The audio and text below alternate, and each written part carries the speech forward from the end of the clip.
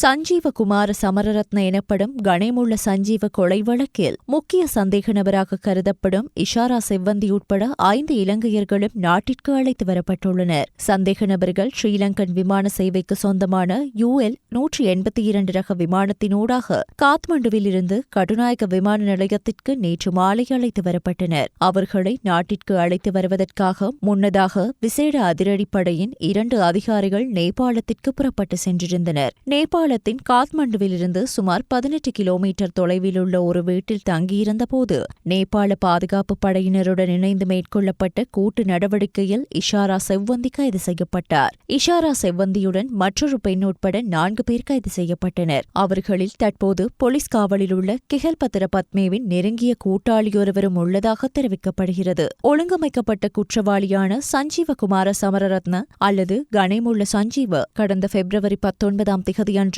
புதுக்கடை நீதிமன்றத்திற்குள் சுட்டுக் கொல்லப்பட்டார். சம்பவத்துடன் தொடர்புடைய துப்பாக்கிதாரி ஏற்கனவே கைது செய்யப்பட்ட நிலையில் முக்கிய குற்றவாளியாக கருதப்படும் இஷாரா செவ்வந்தி தப்பி சென்றிருந்த நிலையில் நீண்ட நாட்களாக தேடப்பட்டிருந்தார். இந்த கொலை கிஹல்பத்திர பத்மேவின் பிரிவினரால் மேற்கொள்ளப்பட்டது என்று போலீசார் தெரிவிக்கின்றனர். இந்நிலையில் நாட்டிற்கு அழைத்து வரப்பட்ட கணேமுள்ள சஞ்சீவ கொலை வழக்கின் பிரதான சந்தேக நபரான இஷாரா செவ்வந்தி தற்போது கொழும்பு குற்ற விசாரணை பிரிவின் விசாரணைகளுக்கு உட்படுத்தப்பட்டு வரும் நிலையில் அவர் விசாரணையின் போது கூறிய விடயங்கள் தற்போது வெளியாகி வருகின்றன. இதன் அடிப்படையில் கணேமுள்ள சஞ்சீவ கொலைக்கு உதவ சட்டத்தரணி போல் சட்ட புத்தகத்துடன் நான் அன்று நீதிமன்றத்திற்கு சென்றேன். அப்போது அங்கே ஒரு ஏழை பெண் என்னிடம் வந்து அவருக்கு சட்ட உதவி தர முடியுமா என்றார். என்னை அவர் சட்டத்தரணியாக நினைத்துவிட்டார்.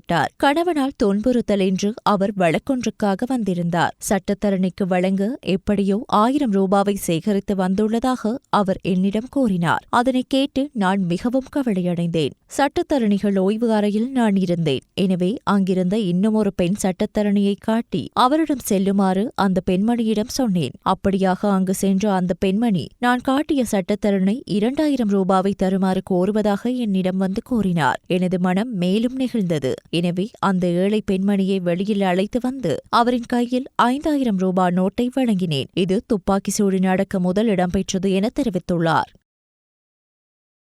பிரதமர் கலாநிதி ஹரணி அமரசூரிய இன்று இந்தியாவிற்கு உத்தியோகபூர்வ விஜயம் ஒன்றை மேற்கொண்டுள்ளார். பிரதமர் இன்று முதல் எதிர்வரும் 18 திகதி வரை இந்தியாவில் உத்தியோகபூர்வ விஜயத்தை மேற்கொள்ளவுள்ளார். பிரதமர் தனது விஜயத்தின் போது இந்திய பிரதமர் நரேந்திர மோடியுடனும் உயர்மட்ட பிரதிநிதிகளுடனும் சில கலந்துரையாடல்களில் ஈடுபடுவார். அக்டோபர் 17 திகதி NDTV மற்றும் சிந்தன் ஆராய்ச்சி அறக்கட்டளை ஏற்பாடு செய்யும் NDTV உலக உச்சிமாநாட்டில் நிச்சயமற்ற காலங்களில் ஏற்படும் மாற்றங்களை வழிநடத்துதல் என்ற தலைப்பில் பிரதமர் சிறப்புரையாற்றவுள்ளதாக வெளிநாட்டு அலுவல்கள், வெளிநாட்டு வேலைவாய்ப்பு மற்றும் சுற்றுலாத்துறை அமைச்சு மேலும் தெரிவித்துள்ளது.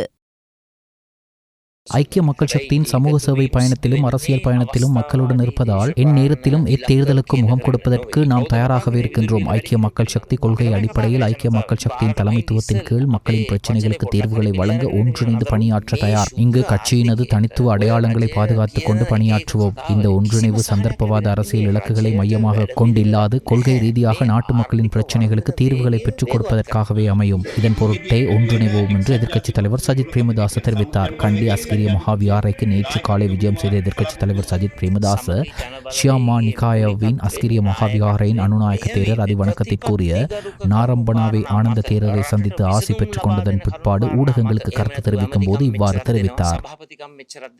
இஸ்ரேலில் வேலைவாய்ப்பிற்காக ஊழியர்களை அனுப்பிய போது முறைகேடு இடம்பெற்றதாக எழுந்த குற்றச்சாட்டு தொடர்பாக கைது செய்யப்பட்டு நீதிமன்றத்தில் ஆஜர்படுத்தப்பட்ட முன்னாள் அமைச்சர் மனுஷ நாணயக்கார பிணையில் செல்ல அனுமதிக்கப்பட்டார். கடந்த அரசாங்கத்தின் போது இஸ்ரேலில் வேலைவாய்ப்பிற்காக ஊழியர்களை அனுப்புவதில் நடந்த முறைகேடு தொடர்பாக வாக்குமூலம் அளிக்க லஞ்சம் அல்லது ஊழல் குற்றச்சாட்டுகளை விசாரிக்கும் ஆணைக்குழுவில் நேற்று காலை ஆஜரான போது அவர் கைது செய்யப்பட்டார். பின்னர் அவர் கொழும்பு பிரதான நீதிவான் அசாங்கேஸ் போதர்கம முன்னிலையில் ஆஜர்படுத்தப்பட்ட போதே இந்த உத்தரவு பிறப்பிக்கப்பட்டது.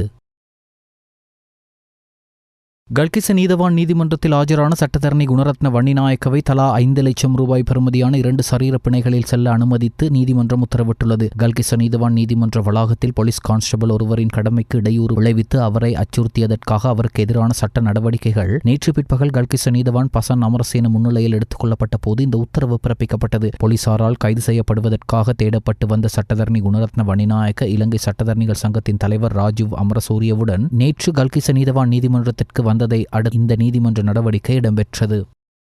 துறைமுக மற்றும் சிவில் விமான சேவைகள் அமைச்சின் செயலாளராக இலங்கை திட்டமிடல் சேவை விசேட தர அதிகாரியான WWS மங்கள நியமிக்கப்பட்டுள்ளார். அத்தோடு மகளிர் மற்றும் சிறுவர் அலுவலகம் அமைச்சின் செயலாளராக இலங்கை நிர்வாக சேவை விசேட தர அதிகாரியான திருமதி WMTT விக்ரமசிங்க நியமிக்கப்பட்டுள்ளார். இது தொடர்பான நியமன கடிதங்கள் ஜனாதிபதியின் செயலாளர் கலாநிதி நந்திக சனத்குமார் நாயக்கவினால் நேற்று ஜனாதிபதி செயலகத்தில் வழங்கி வைக்கப்பட்டன. WWS மங்கள இதற்கு முன்னர் பாதுகாப்பு அமைச்சின் திட்டமிடல் பணிப்பாளர் நாயகமாக பணியாற்றியதோடு WMTT விக்ரமசிங்க பெருந்தோட்ட மற்றும் உட்கட்டமைப்பு வசதிகள் அமைச்சின் மேலதிக செயலாளராக பணியாற்றியிருந்தார்.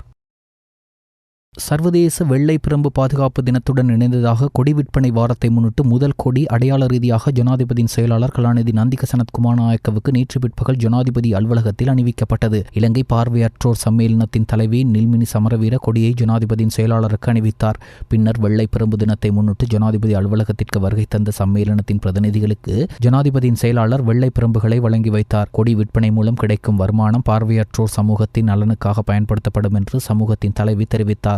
இலங்கை பார்வையற்றோர் சம்மேளனத்தின் உறுப்பினர்களுடன் ஜனாதிபதியின் செயலாளர் கலந்துரையாடியதுடன் ஜனாதிபதியின் சிரேஷ்ட மேலதிக செயலாளர் கபிலஜனக பண்டார, இலங்கை பார்வையற்றோர் சம்மேளனத்தின் உதவி செயலாளர் சமீர புபுதுகுமார உட்பட பலர் இந்நிகழ்வில் கலந்து கொண்டனர். பயணச்சீட்டுகளை பயணிகளுக்கு வழங்குவது தொடர்பில் நேற்று மாத்திரம் 217 பேருந்துகள் சோதனைக்கு உட்படுத்தப்பட்டதாக மேல் மாகாண வீதி பயணிகள் போக்குவரத்து அதிகார சபை தெரிவித்துள்ளது. அவற்றில் பயணச்சீட்டுகளை வழங்காத 18 நடத்துனர்களும் பயணச்சீட்டு இன்றி பயணித்த 5 பயணிகளுக்கும் அபராதம் விதிக்கப்பட்டதாக அந்த சபை குறிப்பிட்டுள்ளது.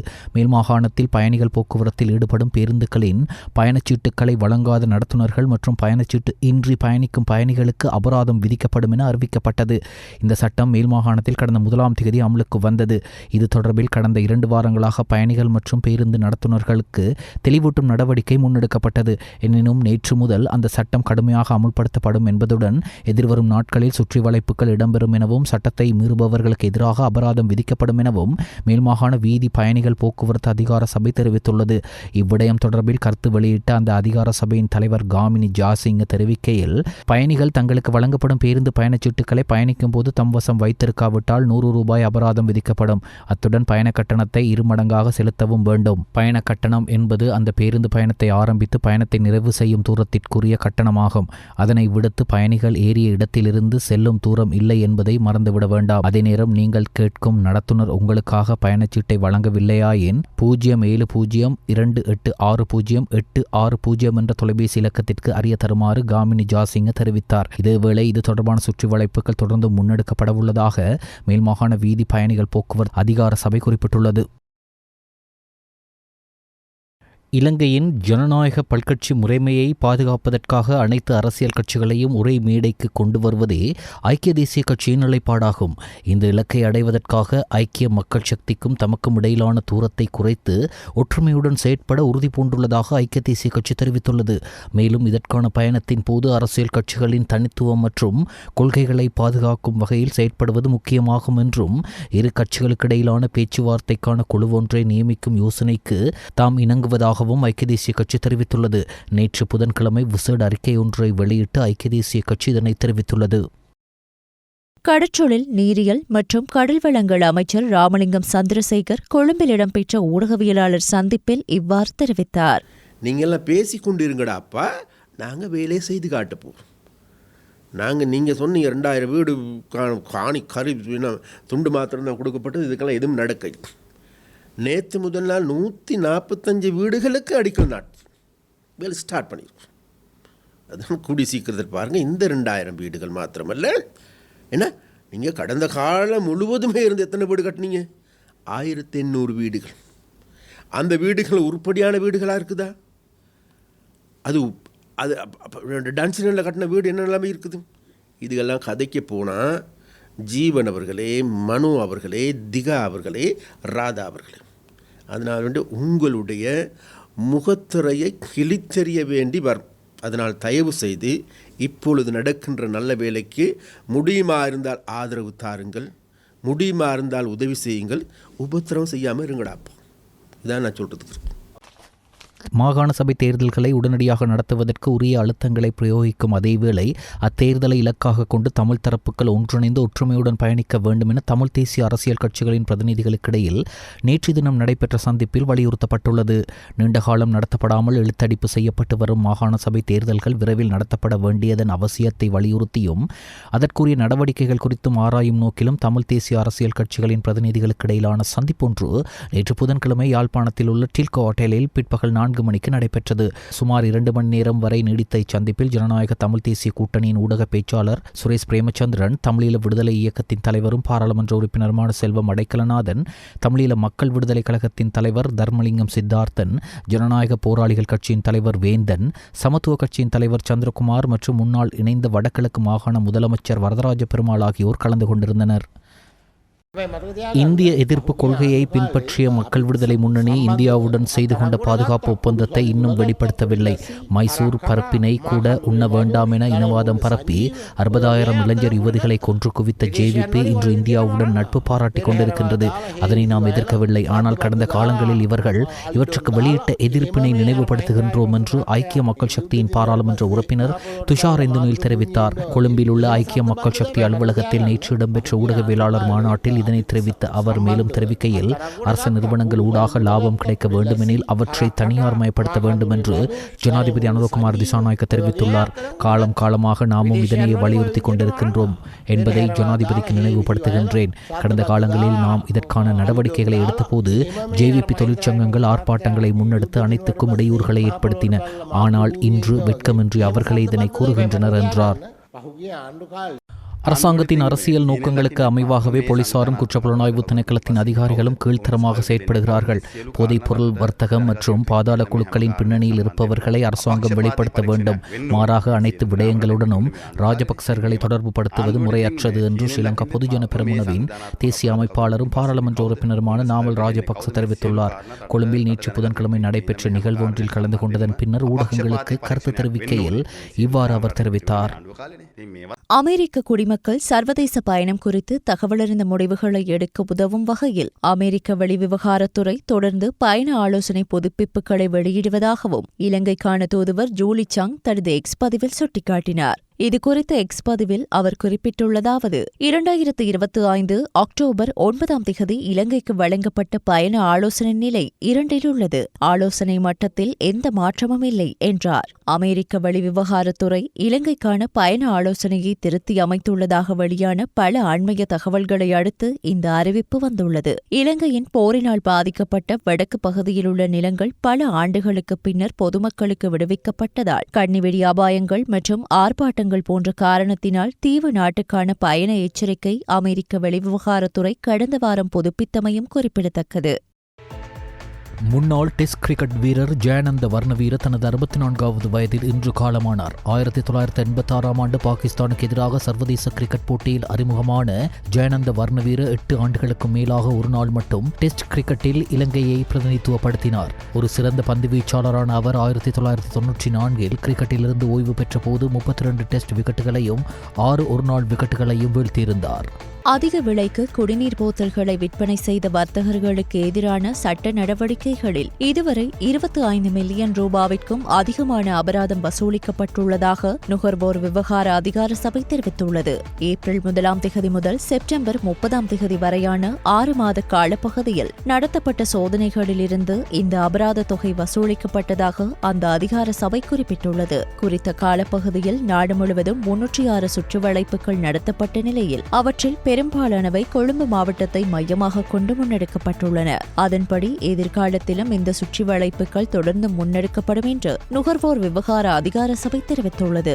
லஞ்சம் மற்றும் ஊழல் ஒழிப்பு ஆணைக்குழுவினால் கைது செய்யப்பட்ட அரச பொறியியல் கூட்டுத்தாபன முன்னாள் பணிப்பாளர் நிலு தில்ஹார விஜயதாச பிணையில் செல்ல நீதிமன்றம் அனுமதி வழங்கியுள்ளது. 2019 ஆண்டு ஐக்கிய தேசிய கட்சியின் தலைமையகமான சிறிகொத்தவில் இடம்பெற்ற புனரமைப்பு பணிகளில் அரச பொறியியல் கூட்டுத்தாபனத்தின் ஊழியர்களை முறைகேடாக பயன்படுத்தி அரசாங்கத்திற்கு நிதி இழப்பு ஏற்படுத்திய குற்றச்சாட்டின் பேரில் அவர் இன்று கைது செய்யப்பட்டிருந்தார். அதன்படி சந்தேக நபரை தலா 1 மில்லியன் ரூபாய் வீதம் 2 சரீரப்படைகளில் விடுவிக்க உத்தரவிட்ட கொழும்பு பிரதான நீதவான் அசங்க எஸ்போதர்கம சந்தேக நபருக்கு பயண தடை விதித்தும் உத்தரவிட்டுள்ளார். மேலும் சாட்சியாளர்களுக்கு அழுத்தம் வழங்குவதை தவிர்க்குமாறு சந்தேக நபருக்கு நீதவான் நிபந்தனை விதித்துள்ளார். இந்த நிலையில் குறித்த வழக்கை எதிர்வரும் டிசம்பர் 9 மீண்டும் விசாரணைக்கு எடுத்துக் கொள்ள நீதிமன்றம் உத்தரவிட்டுள்ளது. சிறந்த உணவுகள் மற்றும் சிறந்த எதிர்காலத்திற்காக கைகோர்த்தல் எனும் தொனிப்பொருளில் இம்முறை உலக உணவு தினம் அனுஷ்டிக்கப்படுகிறது.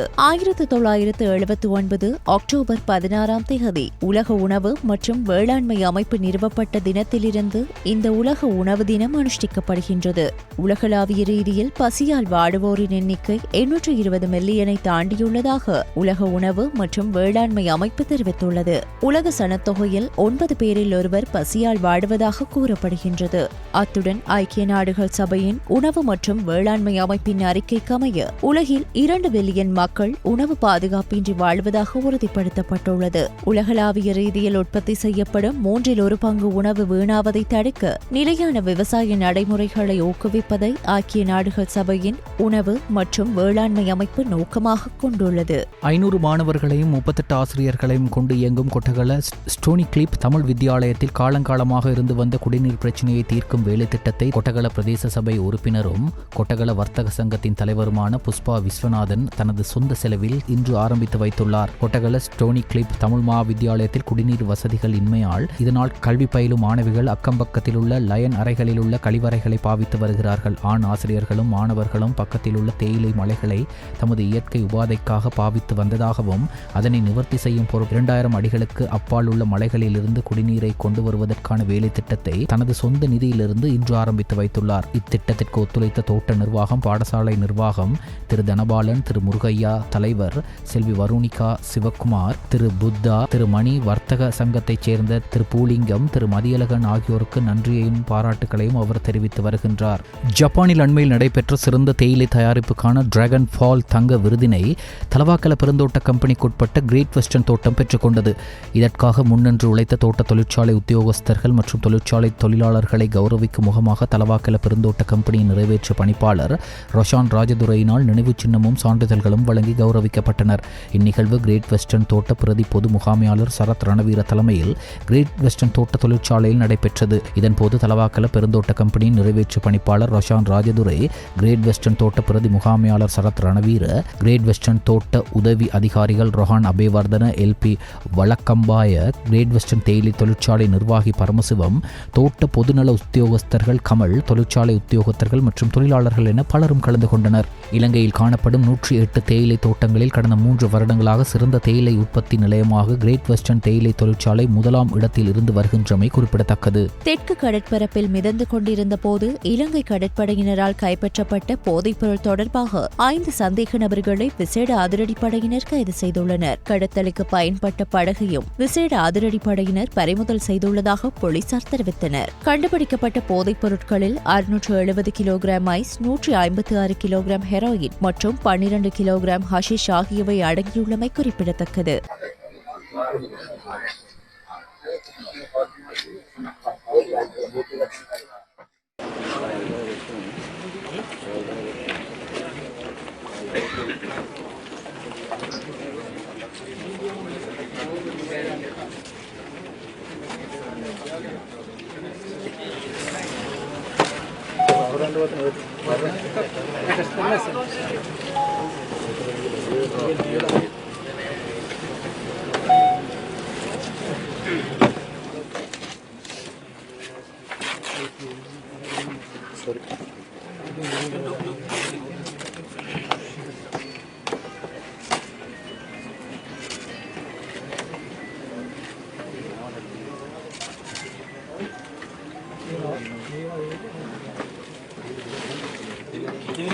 ऐसे තියලා තියන්න පැත්තේ.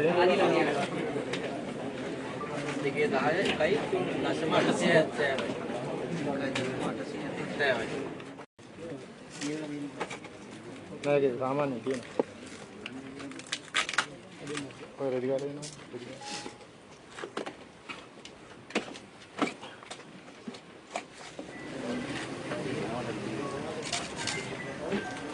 தீபாவளியை முன்னிட்டு தீபாவளிக்கு மறுதினமான எதிர்வரும் 21ஆம் தேதி செவ்வாய்க்கிழமை சப்ரகமுவ மாகாணத்தில் உள்ள தமிழ் பாடசாலைகளுக்கு விடுமுறை வழங்கப்பட்டுள்ளது. மேற்படி தமிழ் பாடசாலைகளுக்கு விடுமுறை வழங்குவது குறித்து பெருந்தோட்ட சமூக அபிவிருத்தி மற்றும் உட்கட்டமைப்பு பிரதி அமைச்சர் சுந்தரலிங்கம் பிரதி, சப்ரகமுவ மாகாண கல்வி அமைச்சின் செயலாளர் சாமர பமுனு ஆராய்ச்சிக்கு விடுக்கப்பட்ட ஆலோசனைக்கு அமைய தீபாவளி தினத்திற்கு மறுநாளான எதிர்வரும் 21ஆம் தேதி சப்ரகமுவ மாகாண தமிழ் பாடசாலைகளுக்கு விடுமுறை வழங்கப்பட்டுள்ளது. மேற்படி தீபாவளி தினத்திற்கு மறுநாளான எதிர்வரும் 21ஆம் தேதி தமிழ் பாடசாலைகளுக்கு விடுமுறை வழங்கப்படுவதால் அதற்கு பதிலாக எதிர்வரும் 25ஆம் தேதி சனிக்கிழமை பாடசாலையை நடத்துமாறும் மற்றும் இது சம்பந்தமாக சப்ரகமுவ மாகாணத்தில் உள்ள சகல தமிழ் பாடசாலைகளுக்கும் கடிதம் மூலம் அறிவித்துள்ளதாகவும் சப்ரகமுவ மாகாணத்தின் கல்வி அமைச்சின் செயலாளர் சாமர பமுனு ஆராய்ச்சி தெரிவித்துள்ளார்.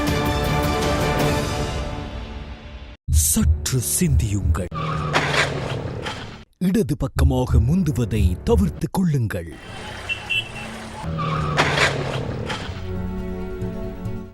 எப்போதும் பாதுகாப்பான தரமான தலைக்கவசத்தை அணியுங்கள். தலைக்கவசம் பாதுகாப்பாக இருக்க பொத்தானை அழுத்துங்கள். இது விபத்தை தடுப்பதற்கான நேரம். கிளிநொச்சி பரந்தன் பகுதியிலிருந்து முரசுமோட்டை நோக்கி சென்று கொண்டிருந்த உளவியந்திரமும் எதிர் திசையில் வந்த டிப்பர் வாகனமும் நேருக்கு நேர் மோதி விபத்துக்குள்ளாகியுள்ளது. பரந்தன் பகுதியிலிருந்து முரசுமோட்டை நோக்கி அரிக்கல் ஏற்றிய நிலையில் சென்று கொண்டிருந்த உளவியந்திரமும் எதிர் திசையில் வந்த டிப்பர் வாகனமும் நேருக்கு நேர் மோதியதிலேயே குறித்த விபத்து இடம்பெற்றுள்ளது. உளவியந்திரத்துடன் மோதிய டிப்பர் வீதியில் குறுக்காக தடம் புரண்டது. உளவியந்திரத்தில் பயணித்த பெண் உட்பட 3 பேர் காயங்களுக்குள்ளான நிலையில் கிளிநொச்சி மாவட்ட பொது வைத்தியசாலையில் அனுமதிக்கப்பட்டுள்ளனர். டிப்பர் சாரதி சிறு காயங்களுக்கு உள்ளாகியுள்ளதோடு விபத்து தொடர்பான மேலதிக விசாரணைகளை கிளிநொச்சி போலீசார் மேற்கொண்டு வருகின்றனர்.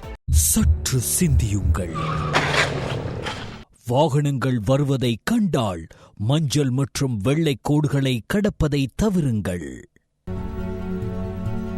போக்குவரத்து விதிமுறைகளை அவசியம் பின்பற்றுங்கள்.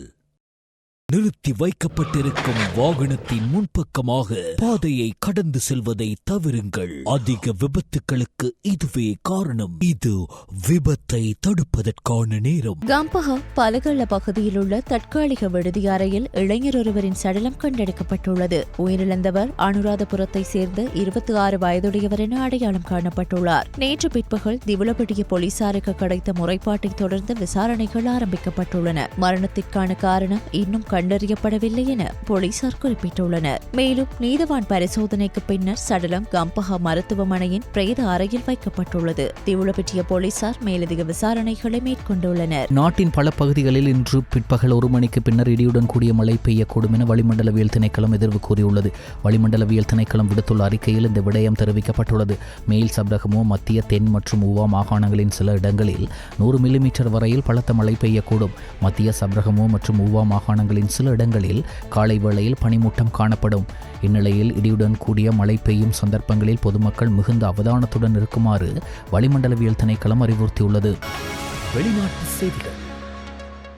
ரஷ்யாவிடமிருந்து எண்ணெய் கொள்வனவில் ஈடுபடுவதை இடைநிறுத்துவதற்கான இணக்கத்தை இந்திய பிரதமர் நரேந்திர மோடி வெளியிட்டுள்ளதாக அமெரிக்க ஜனாதிபதி டொனால்டு டிரம்ப் அறிவித்துள்ளார். வெள்ளை மாளிகையில் இடம்பெற்ற ஊடகவியலாளர் சந்திப்பின் போதே அமெரிக்க ஜனாதிபதி இந்த விடயத்தை குறிப்பிட்டுள்ளார். உக்ரைனில் போரை முடிவுக்கு கொண்டு வருவதற்கான முயற்சிகளின் ஒரு பகுதியாக ரஷ்யா மீது பொருளாதார அழுத்தத்தை அமெரிக்கா செலுத்த முயற்சிப்பதால் இந்திய பிரதமர் நரேந்திர மோடி ரஷ்யாவிடமிருந்து எண்ணெய் வாங்குவதை நிறுத்த ஒப்புக்கொண்டதாக ஜனாதிபதி டொனால்டு டிரம்ப் தெரிவித்துள்ளார். இந்தியா தமது கொள்முதல்களை குறுகிய காலத்திற்குள் நிறுத்தும் என்று மோடியிடமிருந்து உறுதிமொழிகளை பெற்றதாக டிரம்ப் குறிப்பிட்டுள்ளார். ரஷ்யாவிடமிருந்து இந்தியா எண்ணெய் கொள்வனவில் ஈடுபடுகின்றமை ரஷ்யாவுக்கு உக்ரைனுடனான போரை தொடருவதற்கு வழிவகுத்துள்ளதாக டிரம்ப் தொடர்ந்தும் குற்றம் சாட்டி வந்தார். அதனால் அதனை நிறுத்துமாறு இந்தியாவுக்கு அழுத்தம் வழங்கினார். இதனால் அமெரிக்க ஜனாதிபதி தமது வர்த்தக போரில் இந்தியா ரஷ்யாவிடமிருந்து எண்ணெய் வாங்குவதை பயன்படுத்திக் கொள்ள முற்பட்டார். எனினும் இந்தியா அதற்கு மறுப்பு தெரிவித்திருந்த நிலையில் இந்தியாவில் இருந்து இறக்குமதி செய்யப்படும் பொருட்களுக்கான வரியினை அமெரிக்க ஜனாதிபதி அறிவித்தார். இதனால் நீண்ட நாட்களாக அமெரிக்கா இந்தியாவுக்கு இடையிலான ராஜதந்திர உறவில் விரிசல் ஏற்பட்டுள்ளது. கென்யாவின் முன்னாள் பிரதமரும் எதிர்க்கட்சி தலைவருமான ரைலா ஒடிங்கா தமது 80வது வயதில் உயிரிழந்தார். இந்தியாவில் சிகிச்சை பெற்று வந்த அவர் மாரடைப்பால் உயிரிழந்ததாக தெரிவிக்கப்படுகின்றது. கேரளாவில் ஆயுர்வேத சிகிச்சை பெற்று வந்த போதே அவர் இவ்வாறு உயிரிழந்துள்ளார். ரைலா ஒடிங்காவை அவரது ஆதரவாளர்கள் பாபா என்று அன்பாக அழைத்தனர். 80 வயதான ஒடிங்கா கென்யா அரசில் முக்கிய நபராகவும் இந்தியாவின் நீண்டகால நண்பராகவும் இருந்தார். பணைய கைதிகளின் உடல்களை ஒப்படைப்பதற்கு அவகாசம் தேவைப்படுவதாக இஸ்ரேலிடம் ஹமாஸ் கோரிக்கை விடுத்துள்ளது. இஸ்ரேல் மற்றும் ஹமாஸ் இடையே 2 ஆண்டுகளாக நீடித்து வந்த போர் அமெரிக்க ஜனாதிபதி டொனால்டு டிரம்பின் முயற்சியால் தற்காலிகமாக முடிவுக்கு வந்தது. இந்நிலையில் அமெரிக்கா முன்மொழிந்த 20 அம்ச திட்டங்களின் முதல் கட்டத்திற்கு மட்டுமே இருதரப்பும் ஒப்புதல் அளித்துள்ளதுடன் அதன்படி பணைய கைதிகளை பரஸ்பரமாக விடுவித்தனர். மொத்தம் 28 பணைய கைதிகளின் உடல்களை இஸ்ரேலிடம் ஹமாஸ் படிப்படியாக ஒப்படைத்து வருகிறது. பிணை கைதிகளின் உடல்கள் அடங்கிய பெட்டிகளை சர்வதேச செஞ்சிலுவை சங்கத்திடம் ஹமாஸ் இயக்கம் ஒப்படைத்து வருகிறது. அண்மையில் பணைய கைதியின் உடலுக்கு பதிலாக வேறு உடலை ஹமாஸ் ஒப்படைத்துள்ளது. இதற்கு கண்டனம் தெரிவித்த இஸ்ரேல் தங்கள் நாட்டை சேர்ந்த பணைய கைதிகளின் உடல்களை ஹமாஸ் முறையாக ஒப்படைக்க வேண்டும் என்று ஹமாஸுக்கு எச்சரிக்கை விடுத்துள்ளது. இதேவேளை ஹமாஸ் ஒப்பந்தத்தை கடைபிடிக்கவில்லை எனில் இஸ்ரேல் காசாவில் தாக்குதலை தொடங்கலாம் என்று அமெரிக்க ஜனாதிபதி டொனால்டு டிரம்பும் தெரிவித்துள்ளார். இந்த நிலையில் நேற்றிரவு மேலும் 2 பணைய கைதிகளின் உடல்களை இஸ்ரேலிடம் ஹமாஸ் ஒப்படைத்துள்ளது. மேலும் காசாவின் இடிபாடுகளில் சிக்கியுள்ள பணைய கைதிகளின் உடல்களை மீட்டுக் கொண்டுவர அவகாசமும் நவீன உபகரணங்களும் தேவை என்று ஹமாஸ் தெரிவித்துள்ளது.